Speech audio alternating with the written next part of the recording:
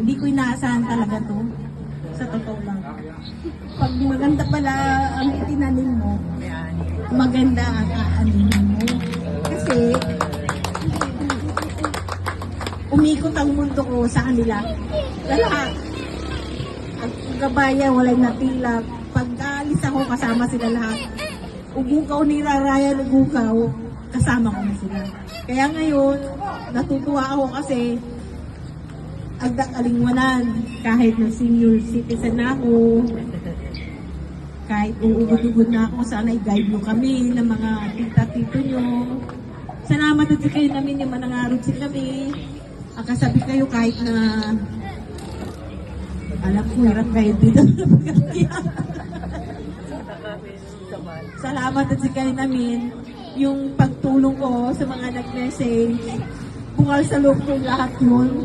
Kasi katuwing yun ang binigay na halimbawa ng mga magulang namin. Dapat mamana ng mga anak at mga susunod pang generation.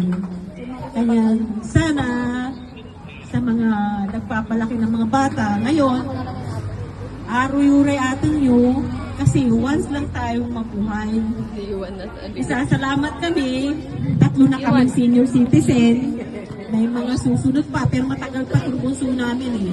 May susunod na isa. Ayan, ganun na nga, not quick yun. 4 na kami mamaya. Salamat sa lahat. Lalo na sa mga pamangking ko. Yan, unorganized saya. Majoy, Alvin Neil, Nat, Aina, Clarence, James, Danred, JR, Colleen, Picaren, Kapudja. Salamat kasi yung mga hindi ko nabanggit, sorry kung hindi ko mabanggit na dahil overwhelmed ako talaga. Salamat kasi kayo namin yung manangarot si kaming pamilya. Lalo na ngayon ang birthday ko, pinasaya yung puso ko. Kahit na atag-tagay suot, sinugilpyo. Salamat at kayo namin sa pamilya ni Rita, lahat sa inyo.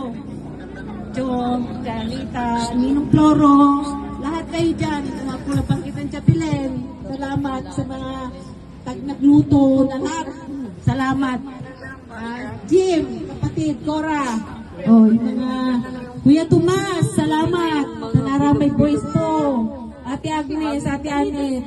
Si Emma, yung walang pintao. Tinitingnan niya pa lang naman natin. Ang laki ng sakripisyo ng kapatid ko. Salamat sa iyo, Ems. Love na love ka namin. Ay, kumukuha na nga siya. Mahal na mahal ka namin. Lalo na itong mga batang to. Sana i-salin nyo yung mga natututunan nyo sa amin. Kasi yan lang ang may papamana namin sa inyo. Lalo na wala kami mga anak ng mami and moms nyo. May mga maganda at pangit na nangyari sa buhay natin pero pabayaan na natin lahat yan nakarama. Salamat at sa kayo namin. Thank you.